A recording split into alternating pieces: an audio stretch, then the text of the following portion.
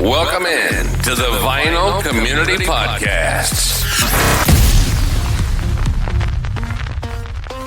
All right, and here we are live with the fabulous, great Rocco from Pieces of Vinyl, one of my favorite YouTube vinyl channels.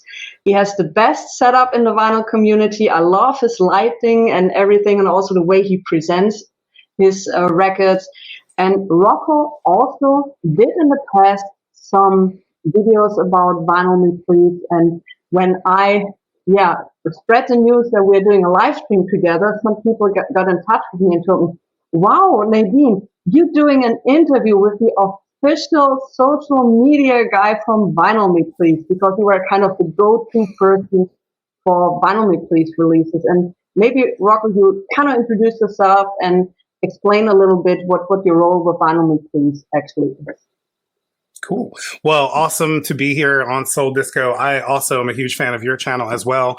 I constantly watch all of your soul and funk stuff because I'm a huge fan of soul and funk. No, I am not their vinyl or their social media person. I am just a fan and just a customer of Vinyl Me Please, just like all of you guys. So I worked for them for a couple of, they hired me freelance to do a couple social media videos, just because they like the videos that I make. And I am a freelance video person or videographer, filmmaker here in the United States. So, I do that kind of stuff for all different kinds of companies. But they just happened to reach out when they saw other videos that I made that they had no idea that I even made or that I was going to make. And it was just literally, they enjoyed my stuff, the good and the bad, which is what they said too when they reached out to me. So, but I don't work for them in an official capacity. The way I kind of described it to somebody else in the comments of another video is I've never had to pay taxes to the government for Vinyl Me Please. So therefore I am not officially an employee for them. So. I see. So first of all, I think Vinyl Me Please started in 2013, right? Was it around I believe so. Yeah, I think that's, because last year was their 10-year anniversary. Yeah. So, and I enjoyed that concept very much, that you have a kind of subscription service and you get also certain selection of records. You always had, and this was one of the most important things for me, next to the record, a recipe for a cocktail, which fits to the record. I loved that. I really did. And what I also loved was that they had great effort in the packaging. They were always very transparent in what source they're using. Is it a copy or is it the original tape or whatsoever? And I really enjoyed that. So how did you get to know Vinyl Me Please? Well, so I am a huge, huge fan of Daptone Records, which is the poster that you see here behind me. This is all their first 100 singles. Daptone's out of Brooklyn, New York. They're a U.S. independent record label, and they're like a soul, mostly 60s soul-driven label, but they actually have a lot of other genres now. And in fact, they have a new album coming out that we can talk about in a little bit, and there's a Vinyl Me Please exclusive. But the Vinyl Me Please exclusive they did with, there's a soul singer who passed away named Charles Bradley.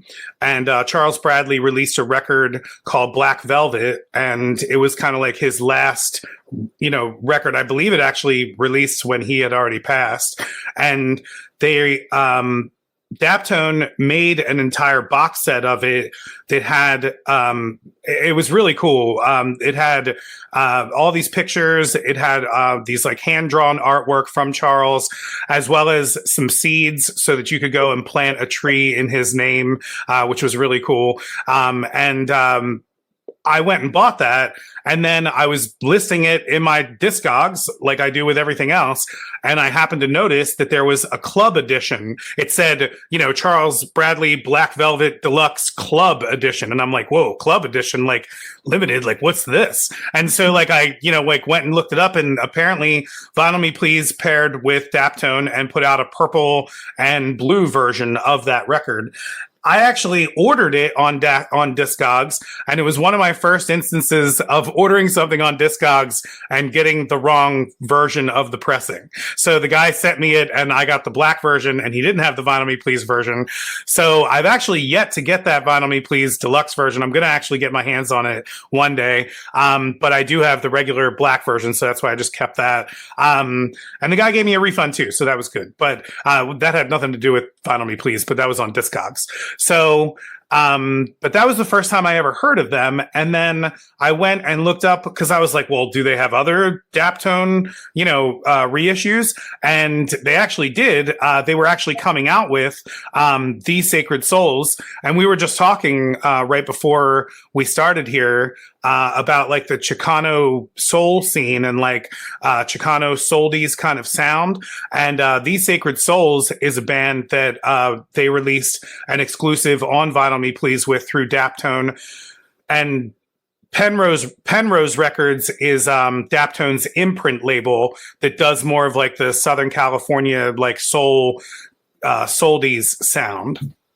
So between that These Sacred Souls record and the Charles Bradley record, I was like, these guys are pretty cool. And then I looked up and I saw some other really awesome exclusives that they had out previously, like the Rage Against the Machine. I don't know if you're a fan of Rage Against the Machine, but they have the Rage Against the Machine Evil Empire, and it's on this awesome like exclusive vinyl. Now again, I don't have that one, but that's apparently really hard to come by at this point. And that's when I really started going like, oh, okay, so like a lot of these records from them start to go up in value, and a lot of these exclusive pressings really start to go up in value. So that's when I really started to kind of like jump on the train, and I joined in 2021, and I've been a member ever since. Mm-hmm. Well, you've just mentioned the color variations. So they have like very interesting names like Sprinkle Yellow, Galaxy Flavored, Water Drawn thing. Right. So I do enjoy that. But, some audiophile people say I would have preferred if it's black. But they did a fantastic version of Sly and Family Stone, which is absolutely stunningly beautiful looking. I really enjoyed that. I had an issue with the sound quality, but you need to have, I'm sorry if it's getting loud, you need to have a look at that vinyl. So, I mean, that's so cool. I know, cool. I have it. It's beautiful. So you had an issue with the sound quality, you said? Yes, I thought that's something, I wasn't so happy with the sound quality of this one. Do you have an original? Yes. Because I have an original as well. And yeah. I mean, my original's not in the greatest of condition, admittedly. I actually sent it out to that Perfect Vinyl Forever service with Steve to get it cleaned. And he did a great job with it. It came back a lot better than when I sent it to him. But I thought that the Vinyl Me Please actually sounded better than my version of it. Now, I don't know if I have like an OG. I have to go and look at like the actual like pressing that I have and like which, stamper it is or whatever. But yeah, I enjoyed that. Don't you have a hot stamper version of this? I don't know. Oh, I hate this discussion about hot stampers. Yeah, right. I like just listening to this stuff. So, I mean, for me, like, if I can get an original copy, great. But I just want, like, a nice copy. Like, I want, like, something that sounds good, has to be, it be good enough. And if they're going to entice me with a couple extras with, like, some extra artwork or a booklet or, cool colors or something, as long as the color... So the color things, I've seen a lot of... I actually went and... I went and looked it up with this Gotta Groove pressings. Have you ever heard of Gotta Groove pressings? Yep. So they put out an article and they put out a video where they were talking about color pressings and saying that like a lot of times opaque vinyl, like opaque colors, tend to be the ones that have issues because that's almost like a different type of variant or a different type of versus translucent ones or ones that have any type of translucent with them. And then sometimes with either splatters or like crisscrosses or something like that, there can be some issues with them, but I have never really noticed anything from like a color perspective. Anything that I've ever noticed would probably be more on the mastering side or like the actual, pressing side. Yeah, what I also think is that Vinyl Me Please did some legendary releases, like for example the box sets, the Zamrock box set. Oh my God, this is an absolutely legendary box set. I also just recently got the Cadet box set. I bought it from a collector. Oh, you just got it? I just got it. Isn't it great? I love it. But it's also a price point, so I have to be very selective with things. But this is such a high quality release. When you see that box set, you're all the thick cardboard from the jacket and also the pressing. And what I've mentioned earlier is that they are very transparent with the source of the material they use. And so this is just like legendary things, and I enjoy them so tremendously. The Cadet's one of my favorites. I got that specifically because of the Dorothy Ashby Afro harping, and they also did the Rubaiyat of Dorothy Ashby, if I'm saying that correctly or not.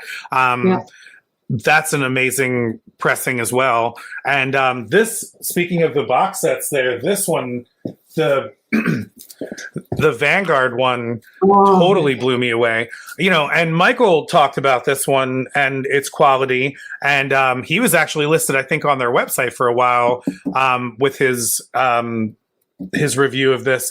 This completely got me into. So this record, and they did a Dave Van Ronk folk record, and both of them completely got me into folk music. I was never really like that big of a fan into folk music. And also the Bruce Springsteen Nebraska record.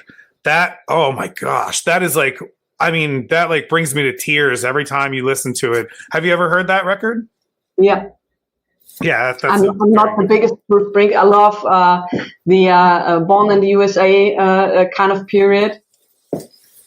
I've never been a big Bruce Springsteen fan at all. And because growing up, Born in the USA was like, especially because I live, like within like, an hour from where Bruce Springsteen like grew up or whatever. So like around here, it's like burned into your brain, and but I really, really enjoyed that Nebraska record. That was a good one. And then there's been tons of others. Like this one is another great Philadelphia record that they put out. Do you know about this one? I know about this one, but I missed it. So yeah. So this is, I believe this came out in 2016 because this is an older one with the older Obi strip here. I'll show it up for the viewers here, but it has I'll make you big. Maybe you can show the front again. Thank you. So there you go. There's it's got the older Obi strip and the older booklet now too, because now they use an updated booklet. And they moved all this information. Like here's like the newer version of their Obi strip, and they moved all that sticker information from all this into there. But this is Nat Turner Rebellion, Laugh to Keep from Crying. I always forget the name of it. But this is a record that was an experiment, or I guess in conjunction with Drexel University, which is a university in Philadelphia, and they have they don't even really have a big music department, but they have like an audio engineering department, and they have like a music like licensing and like A&R representative type of department. So that's where this came into play, because I'm not sure if you're aware of this or not, but the entire like Sigma Sound Studios master tapes are in the vaults of Drexel University. And I've been trying to, that guy that I know, Max Ochester, knows somebody who is like, you know, friends there. And they're all involved within like the Preservation Society of like trying to get everything there listed historical for Philadelphia. And, so Drexel University found this in their master tapes, like in the vault down there, and they realized that this was a complete album that had never gotten released, from Philly International Records or Sigma Sound or anything like that. So they got together with Vinyl Me Please to release 5,000 copies of these, and they got it out there, and it's really good. I mean, it's a really awesome, like, think like. I think it's 1969 was when this was recorded, or I could be wrong on when exactly it was recorded, but it is the 1960s, like early 70s, basically. And it's got that like cross between like, you know, psychedelic rock and like, you know, like that early funkadelic sound kind of stuff, you know, lots of percussion, lots of like guitars, fuzzy guitar driven stuff, but it's really good. And so I was very excited. I picked this up right when I was doing all that stuff with Ron Akins and Max. I just like was looking up like Philly soul artists, and this one came up from like Vinyl Me Please, and I was like, oh, so I just went on Discogs and like grabbed it. I think it's still, I mean, there's still probably copies out there on Discogs that aren't too expensive that you can get, but I don't know that they have a repress of this, because at the time they used to do, in the beginning, they did. When they first started, they just started with just records of the month that were just any pressing, like any reissue that they could get, they were just putting out. And then they morphed that into having a track, which was the Essentials track, and then they made the Classics track.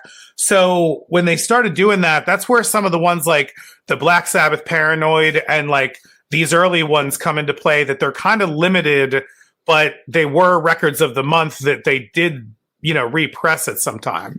So that's why some people kind of get confused of like, is this a limited edition or are they going to be repressing it? Most of the modern records of the month, they tend to repress, you know, often. But I mean, I guess eventually every vinyl record's limited at some point. So. Yeah. And if someone is willing to part with his version, let me know. I'm What's after that? this album for a couple of years. The one you just showed. The Nat Turner? Yeah. So if somebody finds it, please let me know. I'm still on the hunt for this one for some time now. I wish I would have known. I actually had an extra copy, and I got somebody else hooked up with it. But I'll find you one. I'll find you one. Thanks. But this is a great. Sorry, yeah, go ahead. Yeah, we have Basement 45 up here from Germany. He has one of the most famous record stores up here in Germany. So thanks, Peter, for joining. And he says, he says this is not an obi. So the obi is, I think, the Japanese word for belt. So actually, these are not obis. So what do we call these? Like, what is this called? I like over in the United States, everybody here refers to these as OB strips, or is what they say. And like, so I don't know what do you guys refer to these as? I have no clue what we also call them obis, but actually there are no obis, because the obi is the stripe which goes along the record. Oh, I know what you're saying. So that's the Japanese word for belt, and so this is like, so I'm honestly also not happy with these things, because when I put out the record, I need to get this clumsy thing back in, you know. But sure, yeah, it's nice to have these informations. Yeah. No, I see, and that makes sense though that it's belt, because that actually makes sense for two reasons. Because you hardly, for older records, like I was hunting down those older Miles Davis Electric Years records, the live ones, Pangea and Dark Magus and stuff. I have them too. I got them, and I wanted the original Obi strip or whatever, and those ones are like the belt kind that are like wrapped around the record, and that leads me to believe that back in the day, they probably were all like that, and they probably needed to be torn to open the record. And that's probably why most people don't have any of them anymore when like you're trying to find the original ones from like back in the day. I reorganized my record shelf today, so I need to find a Japanese record which has the obi. Usually the obis are placed up here. So if you had a record, you don't need to tear it apart. Also, if you had like a double record, you carefully put it away and then you could open it up. And especially when it comes to Japanese record, if it doesn't have the obi, the original one, sometimes you talk about a price difference between like a couple of $100 or 1,000 euros or dollars for a record, just because of that missing paper stripe. That's crazy. So, but we have a question from Nina. She says, "Hey, Rocco, was it you recommending a cool box made of steel for Vinyl Gadget? If yes, what was the name of the small box?" Yes. Do you want me to go get it? I can go get it and show you. Sure. Go ahead and get it. Just give me 1 second, okay? I give you 2 seconds. While I keep staring at the record I don't have, and I want. So. Yeah, exactly. Vinyl Ghost. Exactly. I'm also very careful. Like I said, I reorganized everything in the back today because space is getting an issue. So I needed to rearrange certain things. So yeah, I'm very careful. And what I'm doing if I have a double LP, I put the obi over the first part of the double LP, so I can. Do I spell that correct? Double record. Double record. Yeah, here we go. That's the. Here was that Miles Davis. That's with the obi. Yeah. So yeah. So this is. I'll make you big. Okay. So this is the Toyo toolbox. It's a little Japanese toolbox that I use to put like my stylus and my Michelle record clamp and like brushes and stuff. But these things are made by the company Toyo, Toyo. You can get them on Amazon, and I made a video about them. So you can look up the video on my channel, and I have a link to them in the video. They come in a smaller size too, like one that's like maybe this big and a little thinner. And then they have ones that are even bigger. So it's cool because you can stack them within each other, and they have these little things, these little divots on them. So if you can see here, these little divots. So you can stack them and they kind of don't move with each other too. But they're nice. They're like little boxes. And I just liked it because it was flat black and it could fit small, like within my record place. You end up accumulating all this stuff when you have vinyl records, So. So Vinyl Ghost is saying it's too small for a real brush. Oh, right. Well, that's what I mean. They make bigger ones. You can get ones that are like, you can get ones that are probably like this size, Yeah. So Nina says, thank you. Yeah, thanks for pointing that out, Rocco. Yeah, no I problem. will always be thankful, Vinyl Me Please, for a certain release. And this is the Barbara Harwood on the Rise. Do you have that record, Rocco? I do. You made me get that record. As soon as you talked about that record, I immediately went out and bought it. In fact, I paused your video and went right to Discogs and immediately found it and got it. And I was so happy that I did. It's beautiful. I love it. And then I heard that there's like a cassette out there, like I guess the original rare cassette. I've been getting into cassettes lately because I just got this fun little Walkman from Fio. I made a video about this recently, and I got all these awesome cassettes, but one of them is this one called Brain Story, which is from Big Crown Records, and that's brand new. And also, are you familiar with Alice Russell? Yes. Yeah, she just put out a new LP, and I got it on purple cassette. Purple cassette. Now they have color variations with cassette, but here we go. Right. I know, right? Here we go. Oh, she has the cassette. Wow. So is that the original or is that the re-release from Coal Mine? That's the re-release. So back in the day, they didn't, as far as I know, they didn't put it out on cassette. It was only available later on from the reissue. I'm going to go find that. That's awesome. That's red. It's a red cassette too. See? Look at that. Oh. See, that's just great. And you know what's great? My son has been getting into cassettes. And that's kind of why that's kind of where this whole thing kind of comes into play. And I know that the sound quality is not great or anything like that. I just was walking down the street the other day going to the park to meet up with them and I had it on. But it sounds great. And what I decided was I'm gonna limit it to like very rare compilations, either like reggae or soul, or like, if I could get some like MPB stuff, that would be awesome. And like, just have it on cassette and that'll just be cool. Yeah.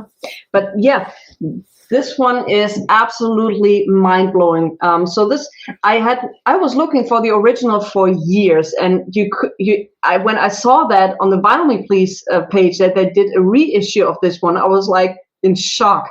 So I immediately ordered it because I knew that it was a limited edition, I think, back in the day, and it's just an absolutely beauty. Yeah, I love that like ink splatter.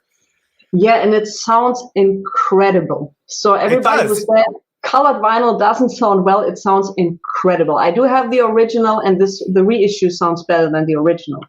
And they only could make a needle drop because the tapes were lost. Yeah, that's what I was going to say. They made a needle drop, right? So, and you have the original, so that's even cooler. Oh, hey, so what's up? What's up, Chance? What's up? Yeah, Chance is up here too. Welcome to the show. Welcome to the show. So I wished that Vinyl Me Please would have kind of kept in that path of reissuing the super rare records. So, and for me it got a little confusing when they had like now a hip hop track, a rock track, a country track, and it was for me getting to a point where it was getting too much. And it also started that I wasn't getting, and this is just a personal taste. It's just a personal taste that I thought I found myself more and more swapping the record. So you have with Vinyl Me Please the opportunity, if you don't like a record of the month, you can always swap to another record from a certain track, or you can get store credit. So that's super fair. But I was like, why don't you put out some of these rare things? I wished Vinyl Me Please could have said, okay, vinyl community, make some suggestions, or they get in touch with some channel who are specialized in certain things. I know they have this Discord server where you can also discuss certain things, which I also think is great. And that also there a kind of a place where you make in suggestions. And I did a couple of times. And a day later, I looked into this section and it was like 150 sections more. So I would have wished that they would have kept that a little better. I agree. And so what's cool is now, because of the channel, because of the awesomeness of the vinyl community, right? With all of us making these, videos and actually, talking about this stuff, Vinyl Me Please, I think, is definitely listening. And as you know, they have a situation going on right now, or like they have a whole, lawsuit issue. I made the previous video about it, talking about what's going on now. From making that video, they actually reached out to me, and I was able to talk with their new CEO, who was their original CEO. And I actually just talked to him today, and he's a really, really, really cool guy. And I will say the company is a lot smaller than people think they are. There's only 17 total employees that work there, which I had no idea was even the case, but they're a very small company. And with that, it's really hard to navigate in the world of like, they're not a label. They kind of like run in parallel, with the music industry of like finding things to put out. So I do agree. And I agree with Concert Buddy here. I agree with what he's saying here that, something like this Don Blackman is a kind of a return to form in the idea of putting out something, that isn't readily available at the moment, or like that Barbara Howard.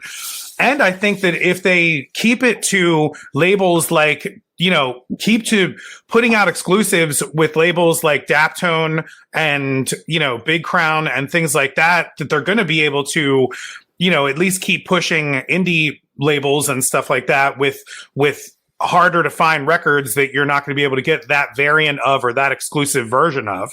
The hard thing is there's so many like masters to feed in the situation in terms of, which records are going to sell, right? Like, I love Sharon Jones and the Dap Kings, but not many people know exactly who she is, right? I mean, like, she's really popular, and she, I mean, a lot of people in Europe know who she is, and she's a big artist in that respect. But compared to like Fleetwood Mac, or compared to like even Alice Coltrane, which they just put out an Alice Coltrane record for May, that's where like you're trying to find the balance between finding records that are going to sell, but also that you can get rights to and continue to pop in, quantities for. And that's where the Barbara Howard thing is cool, because it's in conjunction with Coal Mine. But something like this is cool too, because now this is going to be more in, like availability to people to be able to get. So since it is just a record of the month versus it being an exclusive. So... But who knew about Barbara Howard before the Coal Mine people reissued that? Not many. So no. I think it would be more, or would be better to go into that step and saying, okay, listen, we try to do that. We have kind of a track with rarities on a certain genre or whatever, and put this out to give this a wider stage. Yeah. And I told him too, like having a chance to actually get to talk to him today, I said, one of the things that I think is a big genre that's lacking completely almost on Vinyl Me Please is reggae. Like, they don't really have a lot of reggae offerings almost at all. Like, I would say, I mean, if I had to think off the top of my head, if you went to their channel, if you went to their website and sorted by reggae, I think there's only like 3 records or 2 records, and it would be arguable if a couple of them is. There's the one that I actually got, which was it's a Trojan reissue, the Silvertones. I think it is the Silvertones or Silver Bullets or something. But either way, it's a really cool record, but that's like the only reggae record that they have. And I'm not able to say anything about what he was saying to that, but he was like, we hear you on that, is basically what he was saying. So my hope is that like some more things come down the road in that respect for that, which would be really cool. And then same thing with the idea of, he was very interested to talk to me, which I found genuine in them wanting to know like what can be improved. And you had mentioned the Discord server, and I've been on it a few times with like listening to them. Like, they're very upfront. The 2 people that they have on there running it we got to meet the one guy, Paul, one time. And they're very upfront about like, if you have a question about something in terms of, why'd you put out this release versus this one, they'll tell you flat out like, hey, we want to get that one. We like sometimes we don't have the opportunity to, or sometimes we don't have the rights to. That was a question that I asked him today, because Vinyl Me Please started in 2013. And at that time, I don't know why there's party things going off. That's the silly. I know if I do this, a thumbs up will happen too. See, I get a thumbs up.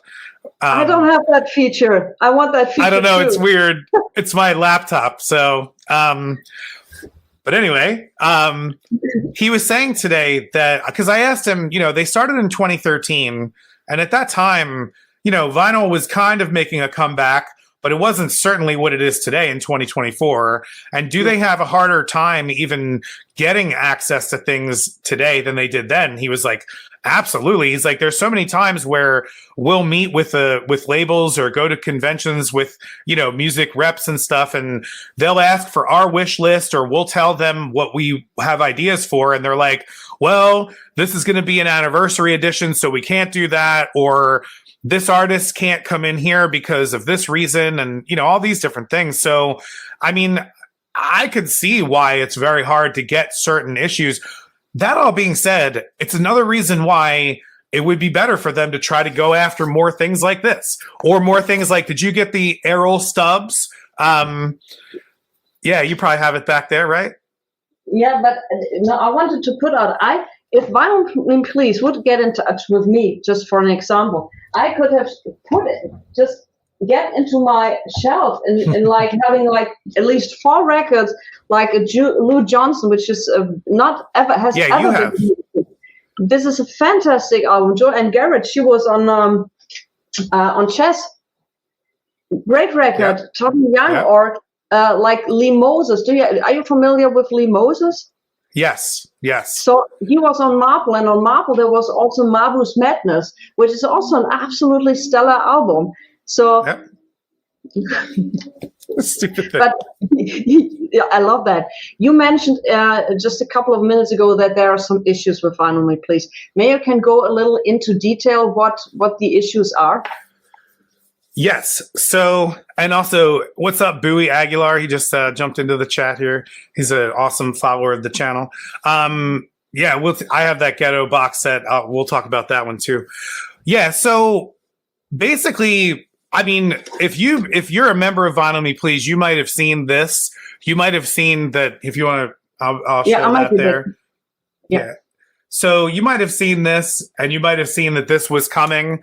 And they've been basically touting for the last year and a half that they're going to be opening their own pressing plant, and that they're going to be pressing their own records. They even have it listed here as Vinyl Media Pressing.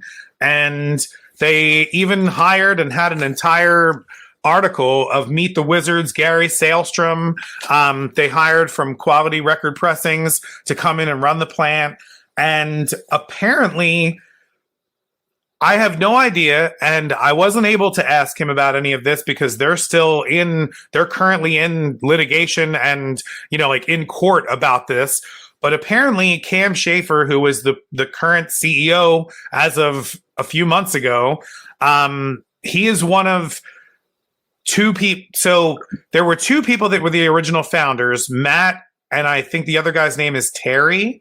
I do apologize if I'm getting the other person's name wrong, but they're the original founders. And then Cam apparently came on later. And then Cam has since in 2020 taken over as the CEO and been running it since 2020.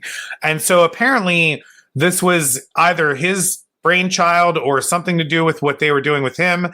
But apparently this is not part of Vinyl Me Please. This pressing plant is a completely separate entity and is not supposed to be part of it. And Vinyl Me Please was going to maybe be like one of their bigger customers, but apparently there was things, because there's an article from the Denver Post that is linked. Maybe we could link it in the description of this video later so people could see it.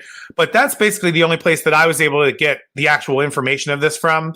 But they basically said that that the 2 sides are arguing that Cam basically deceived the company into this pressing plant, which I'm not really sure how you do that when like these things are coming out and everyone knows like that this is coming. So I'm not really sure how. And that's probably where his case is going to lie, in terms of him saying like, I was very upfront about this. Everyone knew about this. But then on their side, they're going to say, well, no one knew about this. So I have no idea. What I do know is that they're trying to get away from this. They're trying to separate themselves from it. And it basically comes down to this plant is no longer going to be involved with them at all. There are a ton of pre-orders for, okay, cool. You did link to the article. And then there are a ton of pre-orders that people have that were supposed to be pressed here. Like it even says here in this article, like the Grateful Dead Volume 2 anthology set, not Volume 2, second edition. The Blue Note second edition, the Impulse Volume 1 edition. From what I understood, because I think it even says somewhere in this magazine that they had put out that the Latin jazz or Latin soul series that they're doing. They have a couple with Willie Colon and Ray Barretto that they've already started putting out, or that they've done pre-orders for. They were also supposed to get pressed here, but apparently none of that's happening now. So apparently none of them are getting pressed there. And they're also not canceling any of those pressings. They're also not stopping any of the deals for pressings for new things in the future. And they're getting all of that stuff pressed at other places, including QRP is what they said, I think, in this article. Either QRP or RTI. I forget which one they said, but one of those two, which is a very good plant, that they'll be getting it pressed at. So all of the records of the month, like this, any record like these that come with the not OB strip, any of those records, that includes any of the tracks. So anything that you get for country, hip hop, rock, essentials, or classics. And I also believe that Dolly Parton track too. They were never pressed or never planned to be pressed here. They've always been pressed, and I think they still are, at GZ Vinyl, because I think they still say made in Czech Republic or something. Yeah, because that was something I didn't understand. So they managed GZ, so that's my personal humble opinion for all the lawyers out there. I had the impression that they really helped GZ to really press very high quality records and all of this. And then suddenly when you have a pressing plant which works of your standards, you know, you put in some years of work and all partnership and all of that, and then you decide you make your own pressing plant with all the hassle with it. And like you mentioned, they have 17 people working for them. How do you have a pressing plant? That's what baffled me when she said, or when he said 17 people. I was completely blown away, because I was like, how do you even run the pressing plant alone? And then that's part of, if you read that article, that's part of some of the things in the article, because apparently, you know, they were asking employees to work, like they were asking employees to do work at the pressing plant, and the employees are like, well, I didn't sign up for this. I signed up to work for VMP, please. Like, you know what I mean? So, again, I don't want to speak out of turn, because I have no idea what's going to come out in any of these lawsuits or anything like that. As we were saying, you know, before, like, because they are a small company, and I hope that they will survive, and I think that they will. I mean, I think that they listen enough to their customer base, and I think that they're gonna. I even said too that it was the right idea for their old CEO. So, in the process of all this, the one thing that has definitively happened so far is Cam Schaefer, who was the CEO that kind of put all this stuff together. He's no longer the CEO. He's gone. And he's the one getting sued. And now the original founder of the company, his name is Matt. He is now back in with the company, and he's now the CEO again. And so he's who I got to speak to today. And he seems like a really nice guy. And like his whole idea and want for ever starting the company was pretty genuine. And, you know, like he's a vinyl lover and wanted to be able to, you know, put out some cool records and get records out to people that were hard to find. So, you know, we talked about a lot of things in terms of like what I like about the company, and that was pretty much all. But I mean, yeah, that's where they are at the moment. And I do hope that they survive. And I think they will. I think that with his guidance, they're going to be okay. Just because I think that, again, I think that most of the reason why most of us like them, like, for example, you know, Chance or you know, Isaiah Bowie Aguilar here, I think that most of the reason why people like them is because they have good music that they're putting out. They're not trying to push, like, I mean, this is an awesome record. You know what I mean? Like, this is really sick. And like, this is another awesome record that they put out, this Melvin Sparks Spark Plug, you know, like, and this South Side Movement. This is another one that was a super rare one, a super rare funk record to even have. I never even heard of this before. And it came out on Vinyl Me Please, and I immediately went out and got it. And they have it on this brown vinyl. Now, what's interesting is this is Real Gone music. So they're getting out there with, you know, companies like Kraft and Real Gone music. I think Bowie had mentioned this. The Ghetto box set, yes. Yeah, the Ghetto Records box set. And I did a video on this one too. And I mean, like, this is done in conjunction with Now Again Records. And man, like, this is so good. And they're now continuing, like, a lot of the stuff, you know, that kind of was inspired from this, I think, you know, or at least the reaction that the customers got from this box set is what's driving the new, like, Latin series that they have with the Willie Colon and Ray Barretto, and that's all in conjunction with Kraft, which is really cool. So this thing's really sick. So Peter says, Vinyl Me Please should start some advertising outside the US. I feel like nobody knows what it is or ever heard of it. Yeah. Yes, and next to that, Peter, you have to consider, if you are a customer from Europe, your subscription model is not cheap. So I'm an on and off subscriber. I canceled my subscription after a year because they had this great thing, which I think you also advertised, was if you now sign up, you get 8 records for free, and that was a great deal.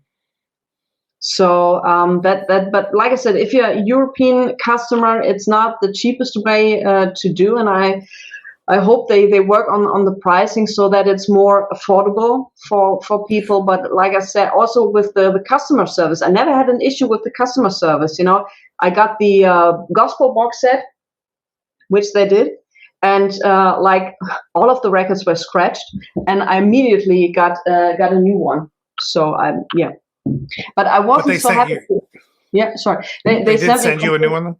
Yeah, because I sent them a picture and said all of them were totally scratched. So this can happen, and when humans are involved, things like this can happen. But honestly, I wasn't so happy with the packaging of the gospel box set, which I think was tremendous. Nobody ever did this before, putting out these records, which was absolutely great. But it was not the same quality as with the cadet box set. I know what you mean. I think when I got because with the cadet one, and even with the Zamrock, the ones they open in that, like, flip top box, it's almost similar to to the acoustic sounds when you get like a UHQR, and it has like a few pieces of padding in there. And then when I got the Gospel Truth, it was just in basically just a cardboard box. You know, I agree. It was not packaged as well, and that seems odd. It almost seemed like, because they weren't treating it, because it wasn't an anthology, it wasn't listed as an anthology set, but it's like, it's still a box set, you know, like, it's to still get the good packaging. But that is something that I wanted to bring up with him. Is better mailers and better packaging overall is something that I think they could definitely do. And I wasn't aware. So is it more expensive? Is the actual subscription price more expensive in Europe? Yeah, because of the shipping. So, but the shipping cost it's the shipping cost that's more expensive, not the actual base price of the membership. I did this a year ago. I need to look it up, but it's if you have an American address and then switch to a German address, the price increases. Right, because I mean, I understand. I mean, it sucks. I understand the shipping being more expensive to Europe. I mean, I don't understand it, but I get it from that perspective. It would really suck if they were just straight up charging more for the membership in Europe. That would not be cool.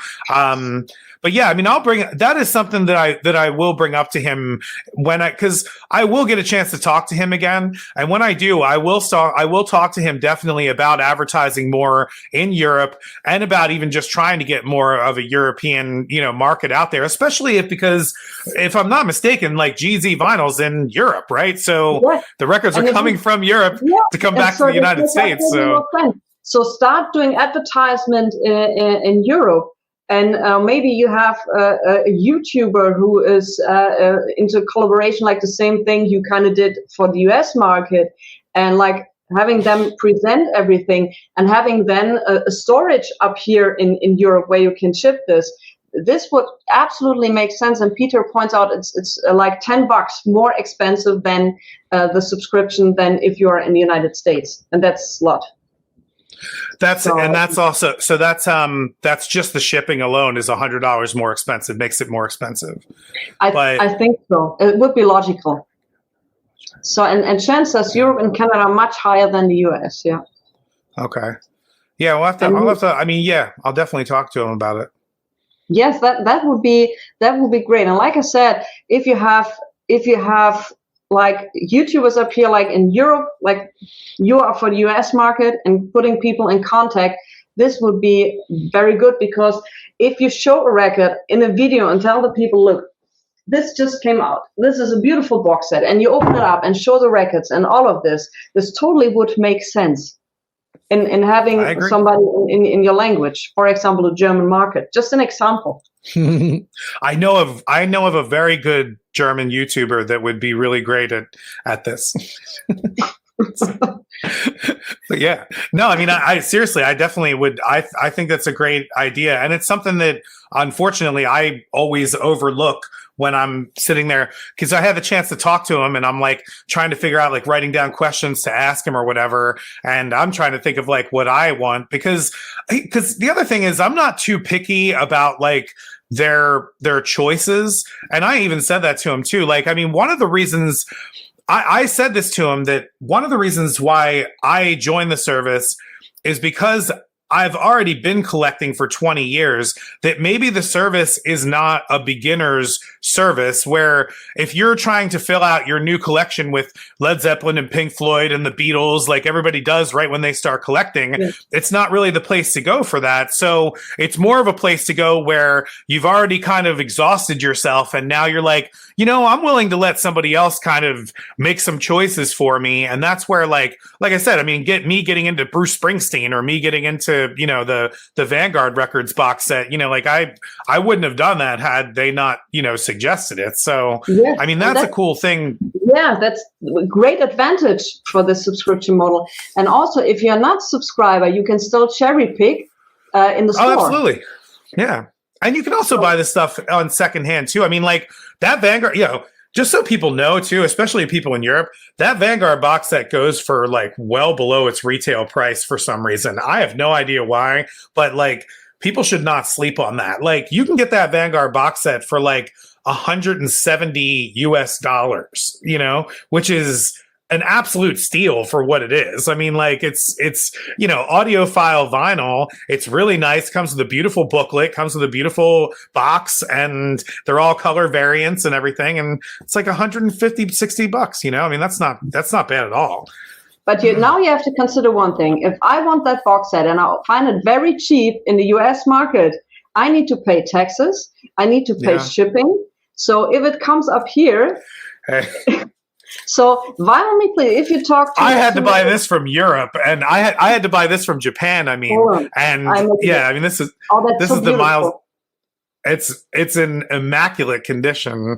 The Miles Davis Dark Magus original Japan copy, and I mean, I got all of these from Europe. I mean, especially too, a lot of the Daptone stuff that I listen to, Daptone's very big in Europe, and or at least it seems, because it seems like they're always touring around there, Lee Fields, and I've had to get a lot of some of the awesome variants. I've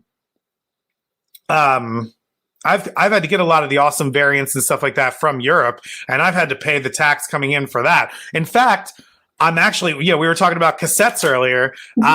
There's a new MPB collection that I got on 45 box set for Record Store Day from Mr. Bongo Records, Brazil 45 box set. And this one's curated by DJ Coco, right? You have more volumes. They have many volumes, right? Volume 4, right. 5. Yeah. Yep. So now they're on volume 5. So I just got volume 5. And so the volume 5 apparently also came out on cassette. And the cassette has like 5 or 6 more tracks on it.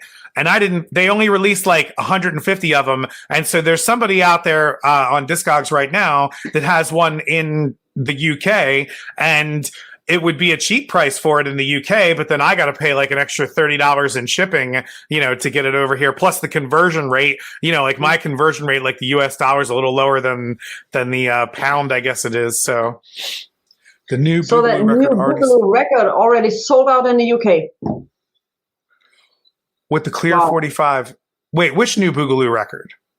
I think the 45. But maybe Boogie, you can. Oh no, the Daptone. Oh, the Daptone. The UK Daptone. Okay. Oh, the Cuban one, the Orchestra Akokon. Yeah. So speaking of other cool things that's coming out on Vinyl Me Please / Daptone Records, the Orchestra Akokon. I think I have.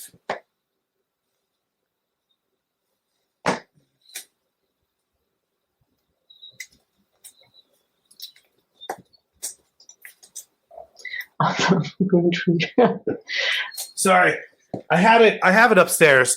But the orchestra, I think that's how it's pronounced. Orchestra Akokon is coming out with a new record, and if you want to, like, this is like authentic Cuban Latin orchestra. I mean, it is just amazing. It sounds like it's straight out of 1964, and it is just wonderful. And they put out an edition on like a certain, with a yellow label, actually, yellow record label, and I think it's a red fire vinyl of their first record on Vinyl Me Please, and I think it's actually still out there. They only pressed 500 of them, and I think it's still there, along with another one from Jalen Naganda, who is another really great soul singer. Jalen Naganda is from the UK, and he is a new soul singer for Daptone Records, under kind of like the Daptone Recordings thing, where he, I think, recorded the record in the UK, but then released it over here through Daptone. And then they put out a variant on Vinyl Me Please also. But I think both of those are less than 500 copies and all still on Vinyl Me Please right now. So everyone should go. Not after the stream anymore, I think. Yay, why not? Great. Awesome. Get them out of there. So, which is awesome because, like, that's what, again, that's, you know, like the Barbara Howard. I mean, that's what, you know, VMP is all about. Yeah, and please, Vinyl Me Please, if you're watching, do more of this rare, super rare stuff for people who would really want that album. I can make suggestions if you want to, but that would be absolutely amazing. Do you guys who are in the gallery? Hold on, I'll make you. Oh, that looks beautiful. Oh, that looks. Yeah, have you seen this, or do you know? Mm-hmm. This is the it's like it's like a brick red, or like a, you know, like a brick on Fania. Oh, I love the Fania label. Yeah, I know. And they have this, and then again, what's awesome is this was an essential record of the month, so it came with this awesome art print too. Yeah, they have also for they put out some Aretha Franklin, I Never Loved a Man. And I really, really, they had some great pictures in it, some really great printings, and I love these. And also, a suggestion from Peter is, if you're talking to Matt, that he wants some real Obies. Will do. Yeah. Will do. So, guys, do you have some more questions in the gallery for Vinyl Me Please for Rocco? And I'm sure, Rocco, we're going to meet again, I think, quite soon for a stream on your channel anytime. That would be awesome. That would be very cool. Yeah, I'll make time whenever you want. Yes, definitely. We're going to talk some more soul music. We're going to get into more of this, like, deep soul stuff and everything. I want to talk about more of these Chicano soul records that I was talking to you about, and I want to hear more of I love how much you deep dive into, like, all the rare soul stuff that nobody's ever heard of. So. Yeah, and next week I'm gonna do an episode of Hidden Jewels of Soul and Disco about Joy Unlimited. Oh, nice. So, yeah, I know of Joy Unlimited. This is such a great album. I listened to it constantly, and she became a kind of in Germany we say Schlagersänger, a singer who does like folky music, but she was so good. And she did a second album, Joy Unlimited, which is called Schmetterlinge in German, and in American it's called Butterflies, on the Pilz label, which is a kind of krautrock label. So this is just killer. If you have a chance, find it on YouTube and listen to it. I will. Yeah, definitely. She's a German singer, and I was like, "Oh my God, this is so great!" And I got this as a VCLT because I was looking for it for so long. And this is a great. And we will dive into some more records. But one thing I don't believe, because I've got this question quite often, I don't believe that Vinyl Me Please is going out of business, because when Matt is now taking over, he built this company up. And I think his biggest interest is to keep the company up, what he built, and they did in the past fantastic jobs, and they did some great releases, period. Yeah. And like you said, I mean, it's what I think is great is that it didn't go to like a board of trustees or something, or to like some other outside partner. Like you said, they go back to the person who actually started the company. And so one other thing I'm going to bring up to him again is also the drink recipes. I want them to bring that back. I think that would be very cool for people. I think that was a good touch that they had. I think I actually have one of the ones that is the last one. I think the Erykah Badu Mama's Gun is the last one that has, and the drink recipe on the inside of that one is actually a non-alcoholic drink too. So yeah, that was so great. I think that was such a great idea. You have the record, and it's like sitting in a nice club in the evening. You have the record, and we present you the drink with the record. Oh, I love that.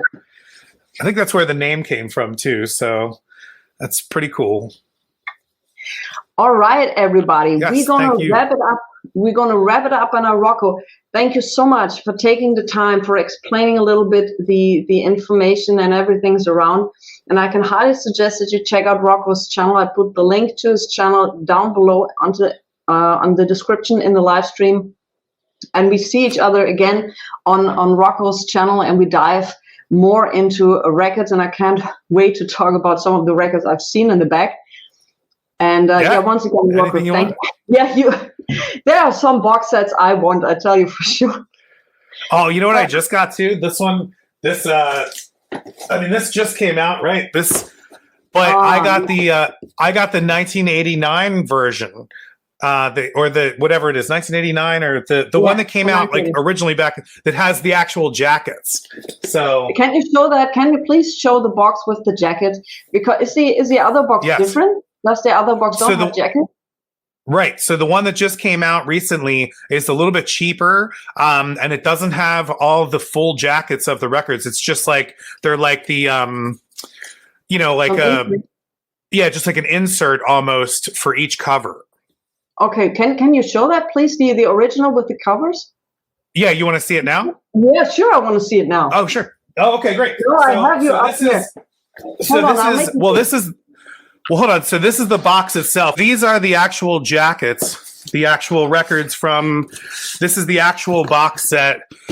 Came out in 1998, and this one here is numbered 1642, I guess. Okay. Mm-hmm. And then, sorry, I'm a little out of breath. Just ran upstairs. So there's at the Black Hawk. 5 by Monk 5, Stereoso, Monk in Action. This was a release from Vinyl Me Please. Yeah. And this just got a 1-step from Kraft. Yeah. I actually just bought the 1-step.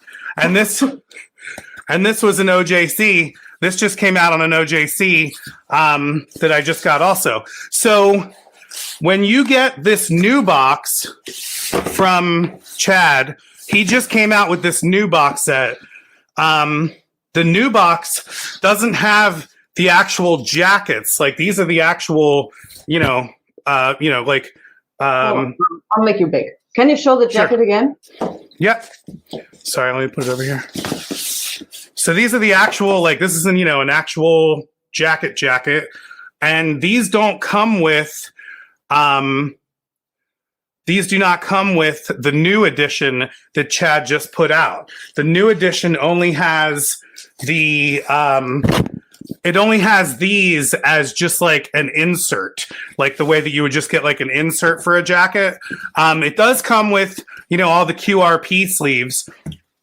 And Felipe from the Jazz Bums actually just did a really great breakdown of this whole thing of the new one that you get from Chad. So I was planning on doing a new one of this on my channel as well. But these are the actual sleeves here and the actual jackets. And so this one is all done by Kevin Gray at Quality Record Pressings, or no, was it Acoustech, I guess, or QRP, the same thing. So show each of the jackets here. But yeah. So these came out in 1998, and then the new reissue that's out now. And I just got this on Discogs because I wanted to actually get the actual jackets. So when it came out